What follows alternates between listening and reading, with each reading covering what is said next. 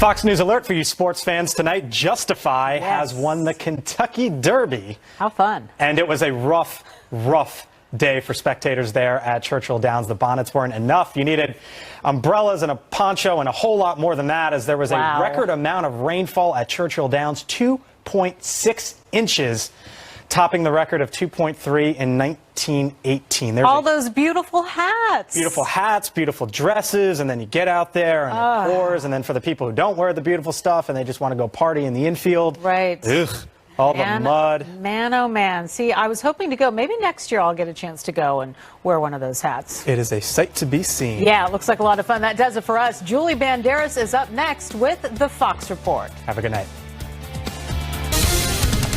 President Trump touting the Republican tax bill in Ohio as the GOP looks to seize momentum heading into the state's critical primaries. Good evening, everyone. I'm Julie Banderas. You're watching the Fox Report. President Trump is back at the White House tonight after a quick trip to Cleveland. The president meeting with donors there before hosting a roundtable with small business owners. The conversation heavily focusing on the economy. Our country is doing great. It's I think maybe doing as good or better than it's ever done before, and it's only going to get better. We have tremendous things planned. I'm very honored to have been able to do the tax cut plan because it has led to a lot of jobs. It has led to better jobs. It has led to increased salary. Ellison Barber has the very latest from the White House tonight. Hi, Ellison. Hi, Julie. President Trump is trying to emphasize tax cuts and the economy as we head into this election season. Many Republicans are doing that as well. The president sat next to Republican Senate candidate Congressman Jim Renacci, who's hoping to win the Ohio Republican nomination and beats Democratic Senator Sherrod Brown in November. Tuesday is primary election day in Ohio. The president endorsed Renacci last week and stumped for him today. Jim's really doing great. He's really got a big shot at doing it. He's been, as I said, he's been a fantastic congressman, and I really suspect you're going to be a even more fantastic senator. So we need your vote. We need your help. So go out and help Jim. In between talking about the economy, the president hinted at potential future actions in regards to immigration and health care. We're going to get the wall, even if we have to think about closing up the country for a while. Over the next few weeks, we're going to have a very, very big announcement on health care. This week, the president has had difficulty keeping the focus, the discussion on policy, and a lot of that is because of his newest lawyer, Rudy Giuliani. He threw a wrench in the media cycle this week when he told Fox News' Sean Hannity that President Trump repaid attorney Michael Cohen the $130,000 he gave to adult film star Stormy Daniels in order to get her to sign a non-disclosure agreement. Giuliani released a statement, quote, clarifying some of his remarks. He said the repayment is not a campaign violation and, quote, my references to timing were not describing my understanding of the president's knowledge, but instead my understanding of these matters. Giuliani's remarks seem to contradict previous statements made by Cohen and the president. The president disagreed with that assessment. Rudy made the statements. Rudy's great, but Rudy had just started, and he wasn't totally familiar with everything. Mr. President, when did you change your story on Stormy Daniels? We're not changing any stories. Here's what President Trump said on Air Force One in April. Do you know about the $130,000 payment to Stormy Daniels? President Trump said that he paid Cohen a retainer fee and the reimbursement came from that. Julie? All right. Ellison Barber, thank you so much. You bet. Investigators on special counsel Robert Mueller's team reportedly questioning this man on your screen, California real estate investor Tom Barrack, in their Russian meddling probe. He is a close friend of President Trump, who played an integral role in the 2016 campaign. Garrett Tenney is in Washington. So, Garrett, what do we know about the interview? Well, Julie, to understand why this interview is significant, you have to know about Tom Barrack's relationship with the president. They have known each other for more than 30 years. They have done business deals together and are close friends and confidants. Barrack played a crucial role in the early days of Donald Trump's campaign as a top fundraiser during a time when most Republicans didn't take Trump's candidacy seriously. And following the election, Mr. Trump tapped Barrack to lead his inauguration committee. So he has firsthand knowledge of the president as a person, as a businessman, and as the candidate, which is why investigators had a broad range of questions for him. One individual familiar with the interview told the Associated Press that the questions included financial matters about the Trump campaign, the transition, and the inauguration. Another individual told the AP investigators focused almost exclusively on two Trump campaign officials who have already been indicted by Mueller, former campaign chairman Paul Manafort and former deputy campaign chair Rick Gates. Julie? And special counsel Robert Mueller's team apparently is now facing some pretty tense blowback in its case against Paul Manafort. And it's coming from a federal judge. What is that judge saying? Well, District Judge T.S. Ellis had some harsh words for Mueller's team yesterday, not only questioning their motives behind the case, but also going so far as to suggest that investigators are on a mission to take down the president. He told them, quote, "You don't really care about Mr. Manafort's bank fraud. You really care about what information Mr. Manafort can give you to lead you to Mr. Trump and an impeachment or prosecution." Manafort is facing an 18-count indictment on tax and bank fraud charges for crimes going back as far as 2005. And yesterday, it was revealed that some of the information investigators used to bring those charges came from a previous DOJ investigation. That is what led Judge Ellis to question the authority and motivation of Mueller's team to prosecute Manafort's alleged crimes, given that the information came up outside of the special counsel's work. Judge Ellis gave prosecutors 2 weeks to provide evidence or an explanation as to how this case falls under their purview. Julie? All right. Thank you very much. Appreciate it. You got it. Well, for more on Robert Mueller's Russia probe, let's bring in Stephen Nelson. He's a White House reporter for the Washington Examiner. Thank you very much for talking to us. So pretty powerful words coming from a federal judge. I mean, does Mueller have unfettered power the way that Judge Ellis describes it? Well, it would appear to the outsider, yes, but this judge is a bit of a character. I've been in his courtroom before, and what he says isn't always when he uses exciting words to describe a case or just to describe players, it doesn't always result in an exciting ruling. I was in his courtroom for a hearing about the Wikimedia Foundation suing the NSA over internet surveillance, and he lectured the attorneys on both sides, and he questioned the validity, the seriousness of the secret foreign intelligence surveillance court, saying, you know, there was no one arguing the counterpoint. But then his ultimate ruling was less exciting. So we don't know yet how this is going to factor into how he decides various things in the case. Sounds like he should have a TV show. Judge Ellis, he goes as far as accusing Mueller of using criminal cases to pressure Trump's allies to turn against him. That sounds like entrapment. I mean, if you were to actually define what he's saying there. It certainly sounds critical of what's going on, but then again, we don't know. We don't know how he is going to rule, really, and he wants to see the source memo that outlines what Mueller's team can do. We really have to see where it goes from here. So there's this tense hearing in a federal court in Virginia on Friday, and this U.S. District Judge Ellis sharply questions whether Mueller exceeded his authority in filing tax and bank fraud charges against Trump's former campaign manager, Paul Manafort. He says that the indictment appeared to be a way for Mueller to leverage Manafort into providing information about Trump. Now, as you know, there has been talk of the president firing Mueller. Would it seem to you that this judge could potentially be in the president's ear? Because as we know, the president very much respects this judge. You know, I think that Trump knows the political storm that would be created by firing Mueller. Perhaps the judge could lay down a convincing case for doing so, but it seems that President Trump, for now, is disinclined to do that. He realizes that could cause him more trouble than it could prevent. All right, then what about getting rid of Rosenstein? Because there's been a lot of people out there that believe that Rod Rosenstein should go. If not get rid of Mueller, would Rosenstein be something that the president perhaps would still consider, or is that off the table as well? You know, it's a hot source of speculation, but Trump has, himself said, people have been talking about this for a long time, and that these people are still around.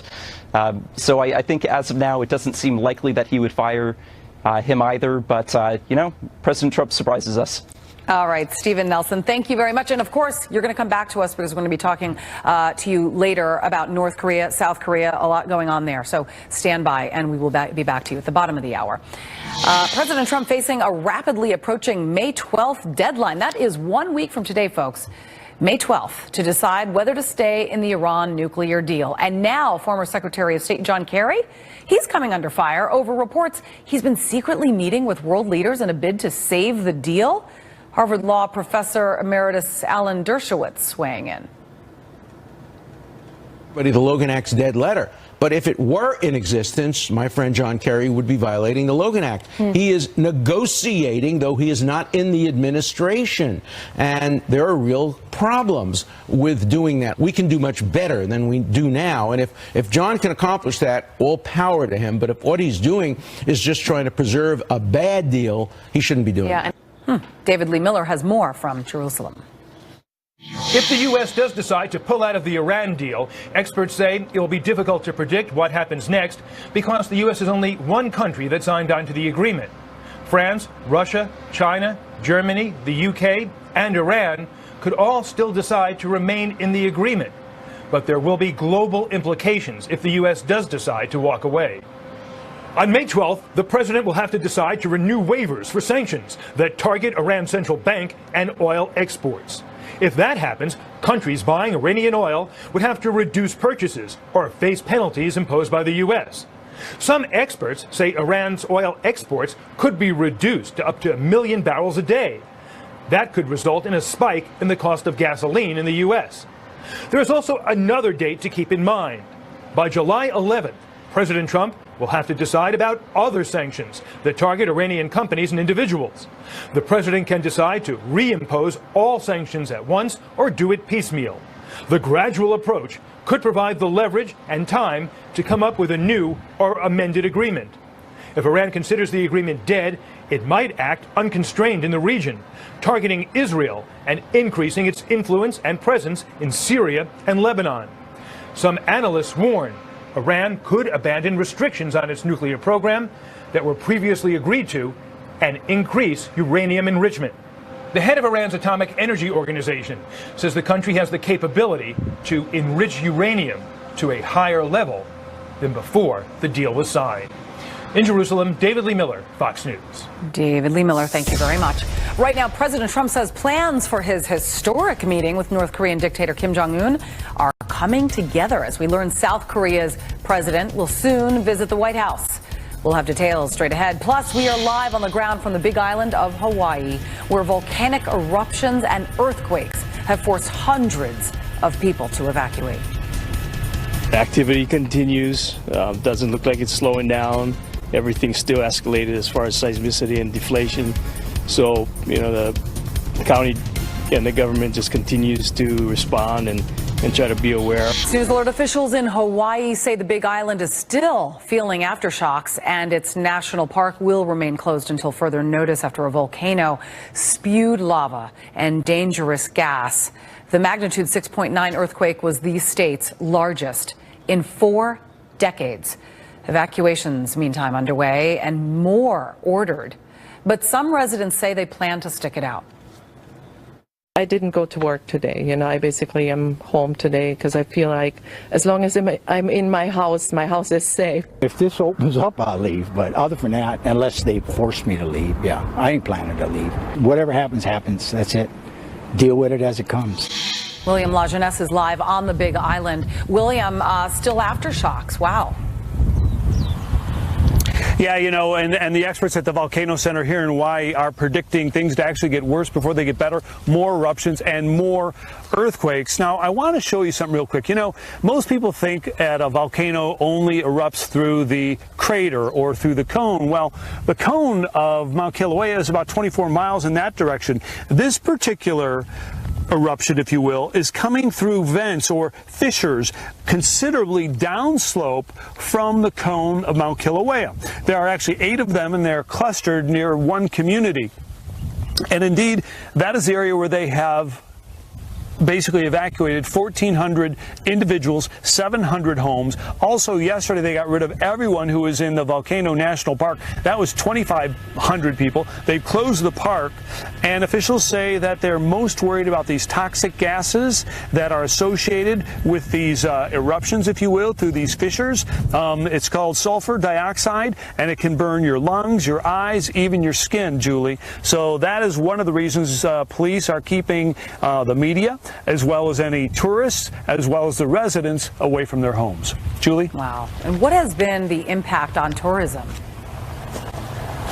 Well, as you probably know, there are generally 6 Hawaiian islands that people go to. Number 1 is Oahu. That's where you get 50% of the people. About 14% of the people come to this island, the big island of Hawaii, but most of them go to the Kona side. I'm over on the Hilo. The truth is that this particular event, if you will, these eruptions are really happening in a pretty localized area, and the state is going to great lengths to tell tourists that, hey, it's okay, you can still come to Hawaii. You're not going to get, ash and debris and have your life threatened, if you will.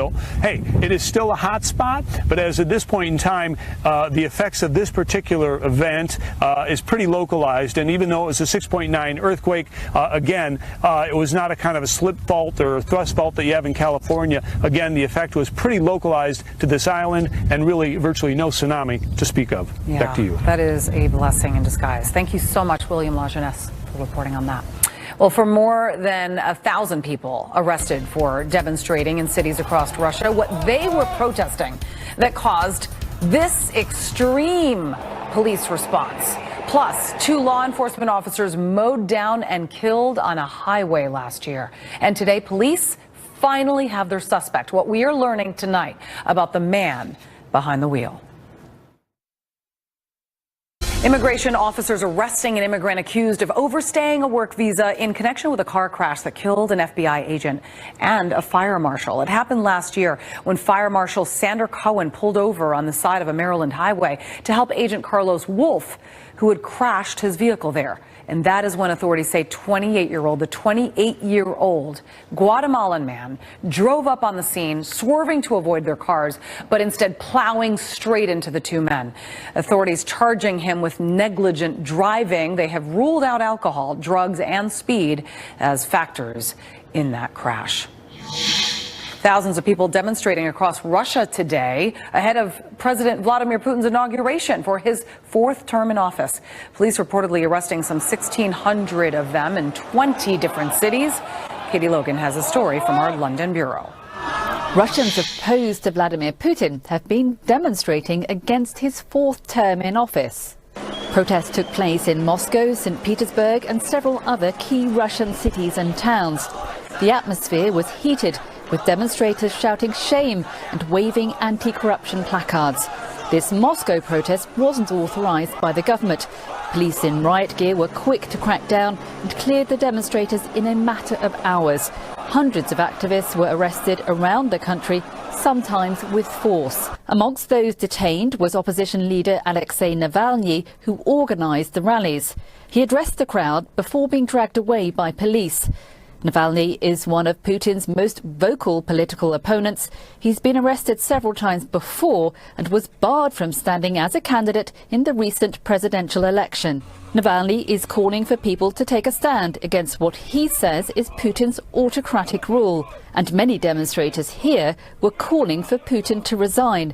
There have been several similar protests over the past year. Putin is due to be sworn in as president for a 4th term this coming Monday. He was re-elected with a large majority, 77% of the vote, in March. He's been in power, either as Prime Minister or President, since the year 2000.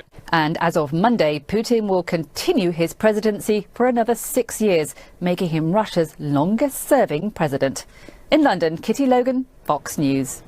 Kitty, thank you. President Trump hinting at more big news on the North Korea front. What he's saying about the time and location of that planned meeting with Kim Jong-un and who he will meet before that summit. Plus, it's been nearly 3 years since County Clerk Kim Davis found herself at the center of a nationwide debate on gay marriage. What she's doing now in the aftermath of that firestorm. Welcome back to the Fox Report. I'm Julie Banderas. It's the bottom of the hour. Now time for the top of the news. Fox News has learned President Trump will be hosting South Korean President Moon Jae-in at the White House later this month.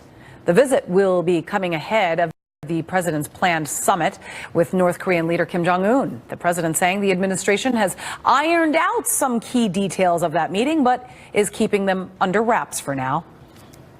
We're doing very well on, as you know, North Korea. We'll see what happens, but we have a meeting set up. We have the location all done. We have the time and place all finished now. We have the date. Others from the administration, we're saying that's going to be the toughest problem, and certainly it's a problem. There are many problems, and we'll get them solved.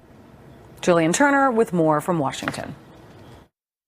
President Trump will host President Moon of South Korea on May 22nd in advance of his hotly anticipated summit with Kim Jong-un of North Korea. The negotiating team has settled on a location for the summit, but they're not quite ready to disclose their choice just yet, likely in keeping with the president's stated goal of never broadcasting national security plans in advance. However, it's not keeping the president from teasing the event. We've actually worked out a time and a place which will be announced shortly. And very soon. Also in play is the status of 3 Korean American hostages being held illegally in the north, one since 2015 and the other 2 since 2017. They've reportedly been relocated from a labor camp to a private hotel near Pyongyang. A sign experts say indicates they may be released in advance of the Trump-Kim summit.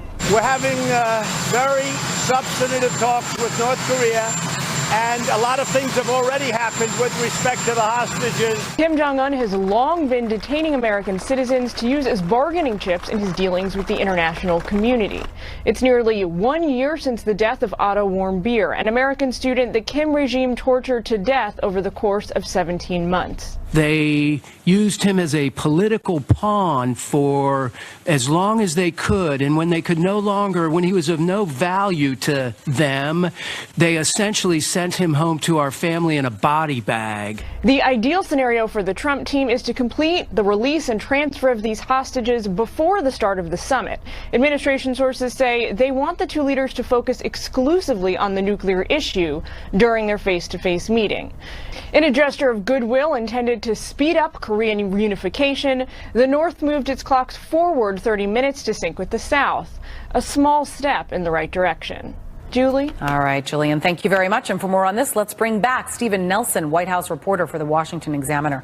This is so fascinating. No president has ever done this. So for those critics who believe that the president is not making right decisions. I mean, he's obviously done something very right in order for Kim Jong-un to actually be willing to sit down with the U.S. president.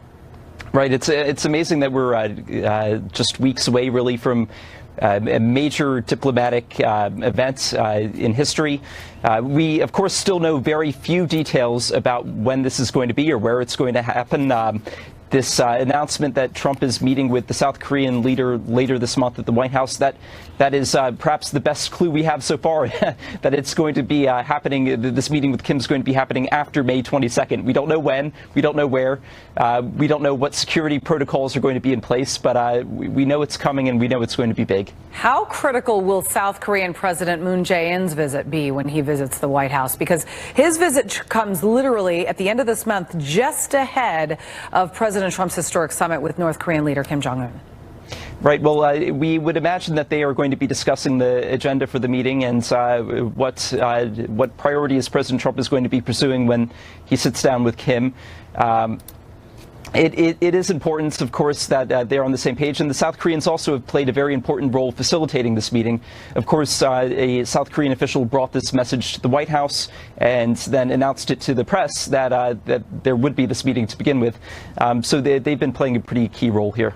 Yeah, and they've been keeping it very close to the vest. I mean, you get a lot of hints coming from the White House, like we knew this was coming. They talked about it potentially under Rex Tillerson. Mike Pompeo comes in, and boy, it happens. The White House said in a statement on Friday, I want to read part of this to you. This third summit between the 2 leaders affirms the enduring strength of the United States, Republic of Korea alliance, and the deep friendship between our 2 countries. The statement continues saying the 2 leaders also will discuss President Trump's upcoming meeting with North Korean leader. leader Kim Jong-un. Now, the president has hinted more on North Korea, saying that the trip is being scheduled. We played a tape of that just a moment ago. They now have a date. They've got a location they're going to be announcing soon. They love to tease us. But what is the game plan when this meeting happens? So President Trump needs to come away with some sort of deal that results, or at least takes steps towards disarming North Korea of its nuclear weapons. That's been a clearly stated goal all along. And frankly, that's something that he's going to be looking for when he sits down. And it's going to be something that he really has to take away. He has been quite theatrical in teasing the summit. Of course, he was talking Monday openly about how, maybe it would be Singapore, or maybe it would be the DMZ. He'd like the DMZ because then they could have a big celebration afterwards when they have a deal. It's going to be quite the show, I imagine, when it actually happens. Yeah, and when these two talk, they obviously have to talk about their allies. They have to talk about other countries that need to come in and come to an agreement as well. They can't do it by themselves. They need China. They need Japan. Japan and South Korea are not on the same page. China needs to get on the same page. And how will, trade tariffs also play into the fold when these two meet? It's a complicated series of issues, I guess. President Trump has stated that he's going to be doing this meeting, and people seem to just get on board. Japan, of course, was apparently blindsided, but the Japanese Prime Minister came over here and said that he approved of what Trump was doing. Trump has bashed China on tariffs, and then they apparently play a role in forcing North Korea to the table here. It's a complicated series of issues, but President Trump has been able to see to it that this is going to happen, and seem to bring everyone along with him to seeing this happen. One thing the president is really good, one of the things he's really good at is turning frenemies into friends. Because, he called this guy Rocket Man, and now they're sitting down and talking. And the same thing he said about China, but he's got a great relationship with the president, Xi Jinping, and the same with Japan. So I guess the question is then, how does he use that, and I suppose his business background, in sort of building up this expectation and in commanding their respect? Because if they didn't respect him, they wouldn't be meeting with him. Right. Well, President Trump has been referring to Kim Jong-un using their name calling back and forth has actually been hilarious, but it worked. It worked. Yeah. Well, and now he is using words like respected to describe Kim Jong-un. And, the difficulty there is, President Trump can talk about close relationships with a lot of authoritarian world leaders, but Kim Jong-un is really in a different level of notoriety. And so President Trump has to be careful in how he terms the relationship going forward. He can't say that this is a close friend of mine like he says with China's leader. He has to be somewhat guarded in discussing this. It'll be interesting to see where their relationship goes, though, because President Trump is very good at, as you say, making frenemies out of world leaders of historic U.S. adversaries. It's a smart business move. All right, Stephen Nelson, thank you very much. I don't think he'll ever be calling Kim Jong-un his BFF. I don't see that happening. But we'll see. You never know. All right, thank you very much, Stephen. Thank Great you. to see you. Well, it's been nearly 3 years since Kentucky County Clerk Kim Davis became a household name, causing a nationwide uproar after refusing to sign gay marriage licenses. Our Matt Finn recently caught up with Davis in her hometown. Tucked away in the rolling hills of Moorhead, Kentucky, today, Kim Davis is back to her routine, somewhat quiet daily life as the Rowan County Clerk. With this ring, I thee wed. I thee wed. Back in 2015, shortly after a landmark Supreme Court case made gay marriage legal, Davis became a target for some and an icon to others when she refused to issue same-sex marriage licenses, arguing it violated her Christian beliefs. My face, my life, my past was smashed everywhere, not just here, not just in our country, but all over the place, all over the world. Under whose authority are you not issuing licenses? It began when a same-sex couple recorded this video of Davis refusing to issue their marriage license. The video went viral. I got death threats. Davis didn't budge and ended up in jail for contempt of court. Davis was released after 5 days into the arms of then presidential candidate Arkansas Governor Mike Huckabee. I never envisioned anything like this. You know, I had in my mind I was going to retire with my mother and I was going to live an easy life. And that's what I wanted to do. But, you know, the Lord had something else in store for me. Because of Davis, Kentucky marriage licenses were eventually altered so that county clerks don't have to sign them. The mother of 3 recently wrote a book about her experience and is now running for re-election. And in November, the person she may face is none other than David Ermold. And these people are cruel to do this to us. One of the men in that viral video. You can take a stand and you can still have compassion and you can have respect. And that is what we're going to do. We're going to change the face of politics in Kentucky. David Ermold returned to the county clerk's office, but this time, Davis processed his application to run for office. Davis says she has no regrets. If I could go back and be given this chance all over again, I would not waver. I would do the exact same thing. In the name of standing up for what she believes in, Kim Davis went to jail and ended up keeping her job. Now, one of the Democratic candidates trying to take it from her is getting offers of help from Hollywood and once again shining the national spotlight here on Moorhead, Kentucky. Matt Finn, Fox News. Earthquakes, spewing lava, and evacuations. And now people on Hawaii's Big Island have one more thing to worry about. We'll tell you. Plus, a 14-foot statue of the man who laid the groundwork for communism unveiled in a small German town, why some are protesting the monument. A larger-than-life statue of communist philosopher Karl Marx, unveiled today on the 200th anniversary of his birth in his German hometown. The 14-foot bronze statue, a gift from China, sparking criticism and protests. Marx remains a controversial figure among Germans, some of whom remember the repression in East Germany when it was a satellite state of the communist Soviet Union. Mother Nature is still wreaking havoc in the Big Island of Hawaii after the Kilauea volcano erupted, spewing lava and noxious gases, and then the biggest earthquake to hit in 4 decades. Meteorologist Adam Klotz is in the Fox Extreme Weather Center. Hey, Adam.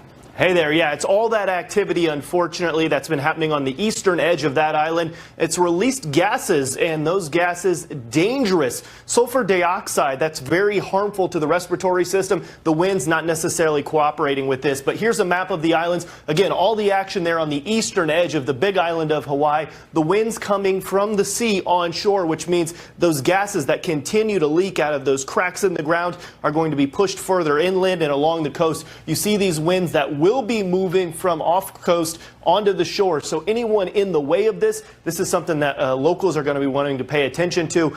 Certainly you wouldn't want to be outside in these type of gases. But as these continue to lift higher in the atmosphere, this doesn't typically happen with most locations. But on the islands, it's not uncommon to see the winds in the upper levels of the atmosphere going completely opposite directions. And that has been what's happening. This is our satellite over the last 12 hours, and you're seeing the upper level winds grabbing these clouds and pushing them off towards the east, which means as these gases continue to rise, they will be driven out over the ocean. No longer a concern for folks. Back here in the States, back on the mainland, the big story today has been rain running across portions of the southeast just in time for the Kentucky Derby. This was the wettest Derby in history as rain got up close to 3 inches of total precipitation today.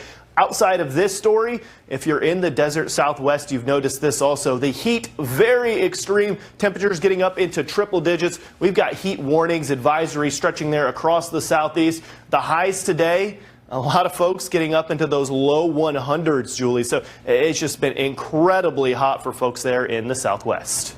All right, Adam Klotz, thank you very much. Yep.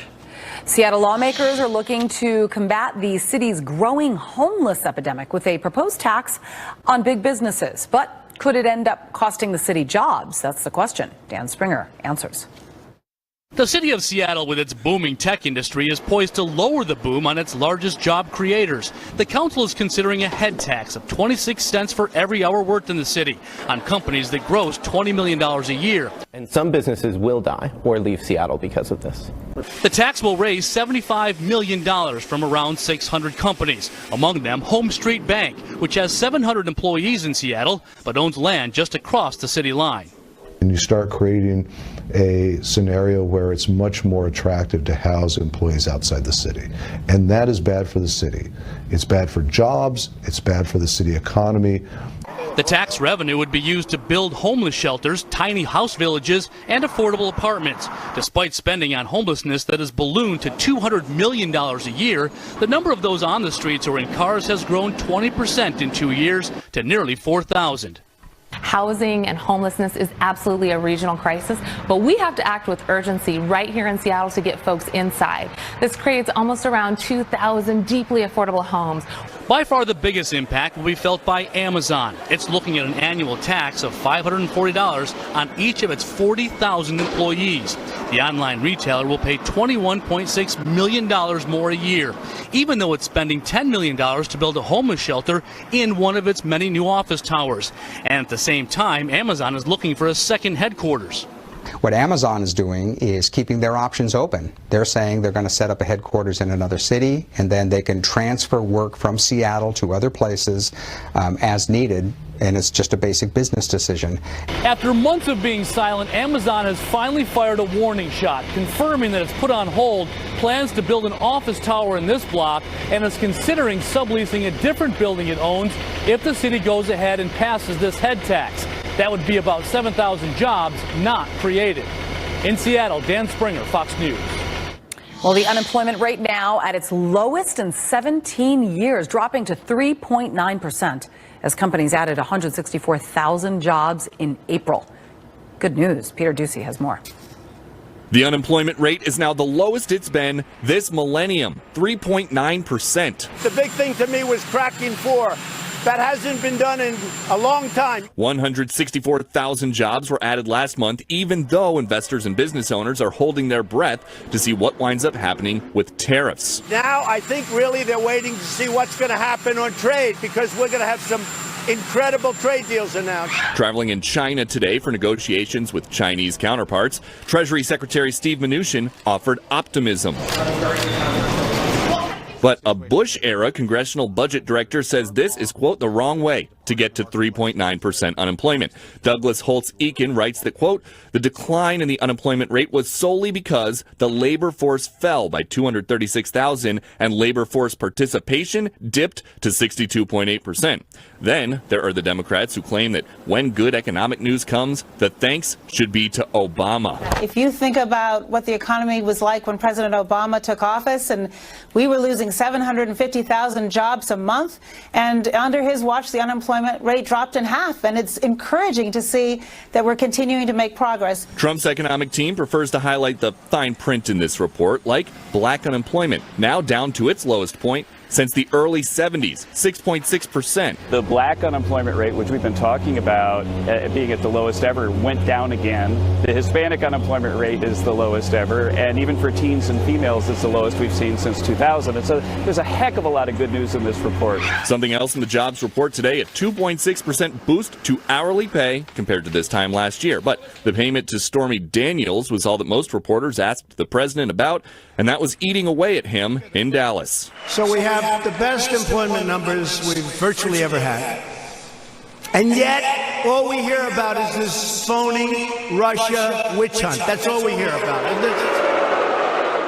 When I asked President Trump about the jobs report this morning, he also stressed that he wants to have much friendlier trade deals with China, and that the only reason the U.S. and China are playing nice with each other right now is because he says he has such great respect for President Xi. At the White House, Peter Ducey, Fox News. NASA launching a robot to Mars today. Why this launch made history and how it could pave the way for humans on Mars. First interplanetary mission from the West Coast. And that